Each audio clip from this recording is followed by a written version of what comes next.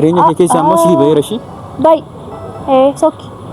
Ande ifaman godhechaan een darbuu barbaada.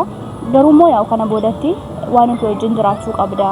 Daa'ima keetiif jiraachuu qabda. Jechuun kana akka kana dura nan badettee karaa 99 kan yamirran kana sin barbaadu juudha kana booda. Bakka kana jechuun jireenya koo keessaa siin baasuun barbaada. Karaa gabaabaa. Jireenya kee keessaa kan sii barbaada. Sababiin isaa jiraachuu qabdaati. Nama dhaqoo Inde amma nama taatee immoo biyaansi kootu mucaa keetii nama jiraattu fukkoo qabda.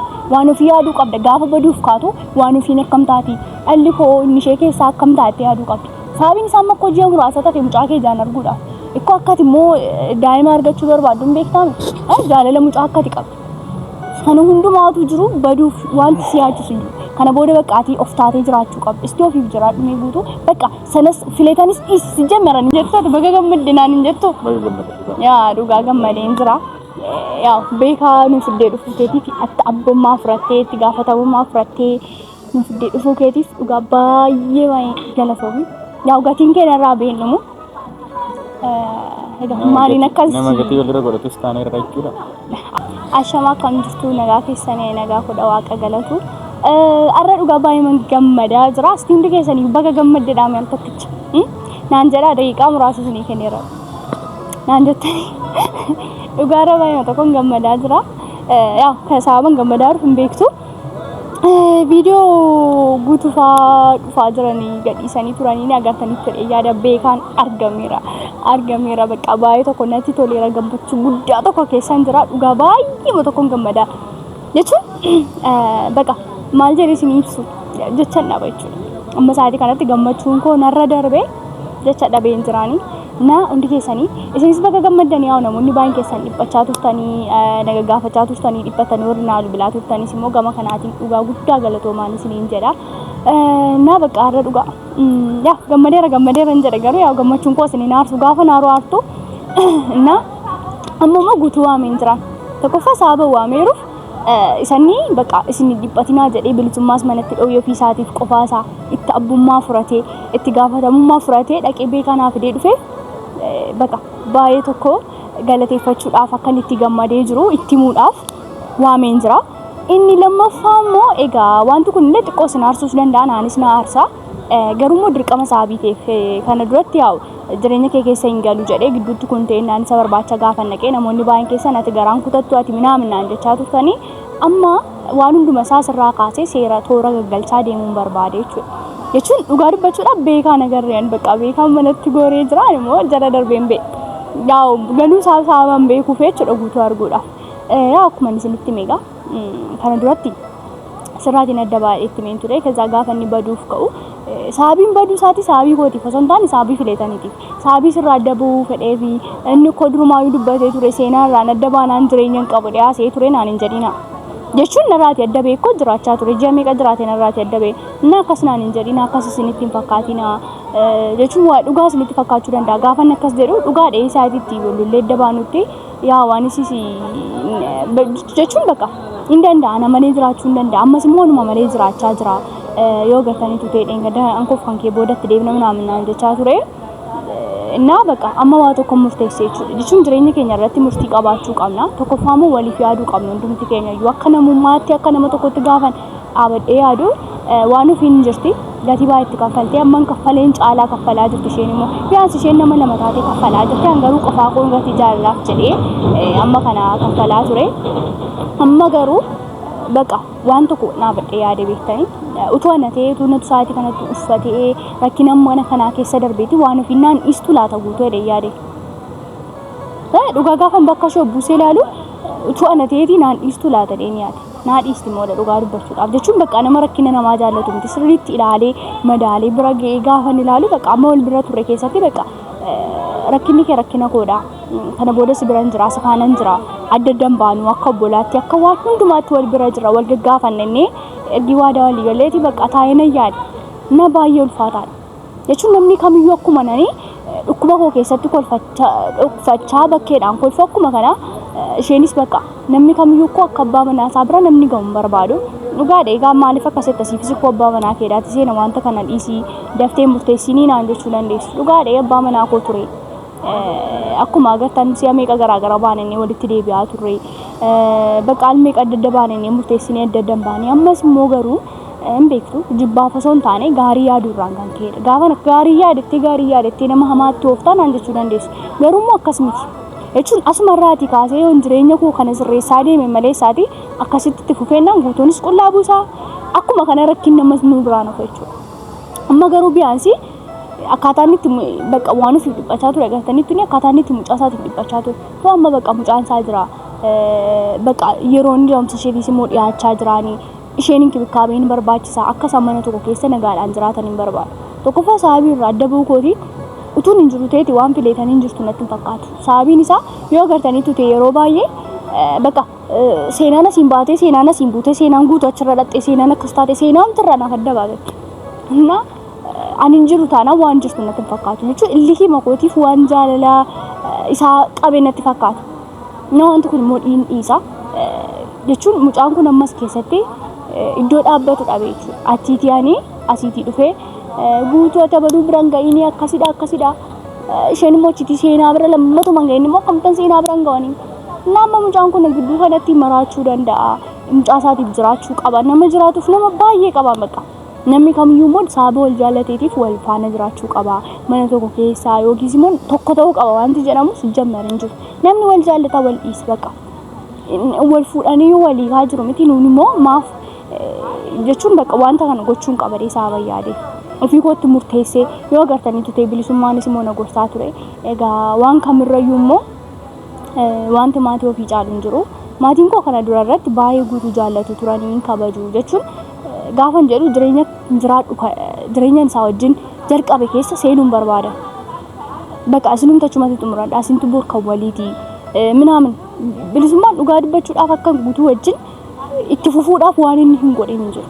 Baay'ee tokkochootu kaameraa duratti hin bayini gaafan isaa wajjin wal lolu bakka amma garuu itti baay'ate irra ba'e. Ndee ani koo kana dura wajjin jiraadhachuun koo ammachuu koo miti dura guutuun akkasiin turre irraa adda ba'uu qabda naan jedha. Naan immoo irraa adda ba'uu hin danda'u ittiin jechaan ture. Yaa hin beektu gaa ammas immoo as keessatti waan isin dhaabachuu qabdanii egaa guutuu nama biraa biratti dhugaa dubbachuudhaaf arguun barbaadu. Gaafan jedhu natti iyyuu hin tolu. Waan ofii garuu utuun wajjin jiraatee utuun mana tokko keessa wajjin jiraatee bakka gammachuun utuu waan ofiin argattee hangaan argadheen qixxeedha sababa yaaduudhaaf kana murteessee jechuudha. Bakka dhiphatteetti kana booda immoo dhiphinni isheedhaaf malu fedhee sababa yaadu. Sababiin isaa mucaan koo dirqama dubartiin ulfaa dhiphachuu hin qabdu. Kana dura baay'ee dhiphachaa turte dhugaatuu hin beekinis utuu hin beekusti balleessaan ture. Anis dhiphisaan ture guutuunis dhiphisaa ture. Kana booda garuu akka nama tokkotti akka obbolaattis akka maalittis nagaa ta'ee nagummaadhaan gorfachuun barbaada dhugaa guutuu kana. Bakka gorsee waan hundumaa afa miti kana dura garaagara baane naa hin didaa ture miti amma immoo bakka garaagara baanaarrayyuu bakka mucaa kee wajjin mana tokko keessa jiraachuu qabda. Waan ofii wajjin jiraachuu qabda. Hingaa bakka wal dhiphisuun nama tokko ta'ii of ta'ii jedhiin gorsuu barbaada jechuudha. Yaa gaafa akkas jedhu egaa tunaas guutuun inni dhufe ittiin isiniif lafan dhaabeerra guutuu arrammas yaamman dhiinsi dubbisu. Egaa gaarii galatoomishii guutuu gammadeera. Galatoom indee shinaan hin jettu baga gammadde naan hin jettu. Yaa dhugaa gammadeen jira. Yaa beekaa nu fiddee dhufuu keetiif abbummaa furattee itti gaafatamummaa furattee nu fiddee dhufuu keetiif dhugaa baay'ee galatoomi. Yaa gatiin keenya irraa beeknamu. Maaliin akkas nama gatii walirra godhatus taanee irraa jechuudha. Ayi jechuun waan inni sii kaffalu hin qabu garuu dhugaa galatoomi beekaa. Jechuun waan hundumaatti waaqayyo si hamil keessi waan jedheen ga'uura. Amiin. Yaa satu caala. Amiin. Innaa yaa anis namni taa'ee mayyaa daal tokko yaa xiqqoo rakkinatu jira. Rakkinni immoo gaafa baay'atu beektee ulfinatti baata. Akkasidha sagalee isaatu gadi siqee innaa qalladuudhaaf miti dhugaa. Innaa dadhabeen jira dhugaa daandiirra nuulee dhufe. Yaa anis dhugaa dadhabbii kee kana laalee har'a furmaata walii laachuu waan jedhamu tokko jechuun asumaa kaasnee jireenya keenya sirreeffachaa deemna. Egaa sitti mi'eessi taaseen ture. Waraanni kanneen la. Ayizo. Ni qataa amma galtee. Ndee manatti si keensi eege waan siribu. Ishi maaliif na barbaadde? Jechuun yaa ammumaa kaasnee jireenya keenya sirreeffachaa deemna. Walchee waan nama duutu jira maal kan ande anarruma kaaseen jireenya sirreeffachaa deema. Rabbi bakka jireenya koo sirreessaa toora galchaa deema malee beete ammas achis na jalaa jallateenna bakka akkasuma burjaajaa mana fachuudha. Jechuun bakka seenaan gatiin qabdu kana booda nama maal maarree seenaa amma daandirraa dhufe miti nama du'u jira boroo haasofne maal ta'a? Haasa'uu dandeenya bara. Abshir ammas baay'ee hin dadhabne maanni. Akka koo cimaadha hin dandeessa. Foggoraa kee dhiisitu amma daandirraa dhufe miti maal sirreessuudha waan nama jechuun nama emergensiidha hospitaala galee wayiitu jira nama du'uudha deema. Isaarraa isa caala. Waan itti waame dhimmi itti waame maal jettu emergency yaa isa caala na ay dhugaa dhiisika amma qalbii miti hawaatis immoo ariifachaa jirta miti ree dadhabaa jirta ariifachaa jirta garuu immoo utuma dadhabaa jirtu immoo na dhageeffachuu akka dhabamte dhageesseetu dhabamte jarri ammas akkuma beekaa dhuksanii qabanitti ammas ishiis qabuu danda'u wal jala dabarsanii sodaan kiyya isaa feeneti moo ani fileetaniinis deemteedhan fileetaniinis deemtee chaara ani dhageenya gaa narraan qoru dubbiin ani gaafeenetiinis gorseen ture asaa fileetaa dhageesseen deemin guututtamanii dhiisedhee yaa gorseen ture kaameraatti asii achi hin baasne naan ta'e iyyuu amma hin danda'u gorseera egaa bakka isheen sin argamti waan isaan barbaadan kennuudha garuu immoo anaaf atasitti jireenya keenya sirreeffachaa deemna innaa kanaaf adeemsi waan nagumaati nagaa dhugaarra baay'een gammadaarra nagaa godhas bakka jechuun arrumaa kaasee sisirreessine qaxqax goone deemuu qaba maal waan jalate jira yaa waan jalate keessa jira si jamma waan qajeelaa keessa jiraanne beennaan an jireenyuma addunyaa kana keessa argiiman xopheree bu'ee jechuudha harkaamee bakka tokko taa'aa soosee rabbi jechuudha jiraadhee beekaan jireenya qajeelaa beeku amma garuu yoo waaqayyo na jiraachise yaanatti jireenya qajeelaa jiraachuu fedha weera ara anaafsitu wal dhowwaa ture amma garuu furmaata guddaa tokko argan dhugaa dadhabaar ta'ee እና እሺ በቃ ማን ኮልፎ የቱን ጋፋን ሲያርጉት ኮልፎ ነገዳ ሰከና ይፈመና ጎዲ የቱን ያው ሰንኮልፎ ሲያርሰቹ በርባሪ እንበክተኒ ረ ያ እሺ አማዋን ስትም ናደጌ ፈጥ ሰሙከ ኦፍ ቁልቁሌ ሲሜ ይብና ከሰከ ጅሮ ኦፍ ከሰ ባሲ ናደጌ ፈጥ ባስተ አይሽ ኤጉቱ ናደጌ ፈጥ ani kana duratti waan hundumaa sitti himeen ture jechuun kana booda irratti anaafati karaa kamiiniyyuu wal bira jiraachuu dandeenya waan kamiiniyyuu garuu immoo amma jireenyi miti keenya kun akka furmaata argatuu fi hin beekta waan hundumaa isaa waan isii jin ta'es hin beekta ati immoo waan naadin taate hin beekta jechuun bakka lamaan keenya iyyuu gatii waliif kaffalleerra amma irratti immoo bakka hingaa rabbi dhugaa yootiin himatu ta'e iyyuu ani immoo sii beeka maal akka ati dadhabde maal hin dadhabde bakka jireenyumti kun akka sana chaaru namni amma madaandirra nooli dhufe kaayida dhabeeta ay lakki jireenyumti bakka numti jireenya isa dhugaa jiraachaa jirtu kuni seenoo koo namni afaan oromoon beeku bakka nani ga'ee dhufe daa'imni xixiqqoon lafarra yaatu yoo afaan amaariffaa sotti ishi koo mashina dhaggeeffadhu kaa maali daqiiqaa muraasa naa kenni my brother እና my brother እቴ እና ነው dhaggeeffadhu kaa እሺ my sister nan golfisiisin arra yaa gammachuu fedhen golfaa arga rakkoon qabu inna dhugaa waan ofiinis immoo waan isheen keessa turte beektaa amma garuu waaqayyo nagalatu fayyitee jirtiini jechuun bakka rakkina sana keessaatii baatee kun hundumaa eenyutu ta'e siifanneeti jechuun waan gaarii yaaduu irraatiin hamaa irratti goone isa kanaaf dhiifama si gaafadheen ture dhugaa ammas yoon immoo wanta sana hamaa fennee iyyaanne egaa dhiifama nu godhechaan een darbuu barbaada garuu immoo yaa kana boodatti waan nuti wajjin jiraachuu qabda daa'ima keetiif jiraachuu qabda jechuun kana akka kana dura nan badattee karaa 99 kan yemirran kana sin barbaadu juudha kana booda bakka kana jechuun jireenya mukoo keessaa siin baasuun barbaadu karaa gabaabaa jireenya kee keessaa kan sii barbaadda sababiin isaa jiraachuu qabdaati nama dhakko inde amma nama taateefitti immoo biyaansi kooti mucaa keetii nama jiraattuuf koo qabda waan ofii yaaduu qabda gaafa baduuf kaatu waan ofiin akkam taati alli koo inni ishee keessaa akkam taate yaaduu qabda sababiin isaa amma ji'a muraasa ta'e mucaa kee jaan arguudha ikko akkati immoo daa'ima argachuu barbaadduun beektaame jaalala mucaa akkati qabda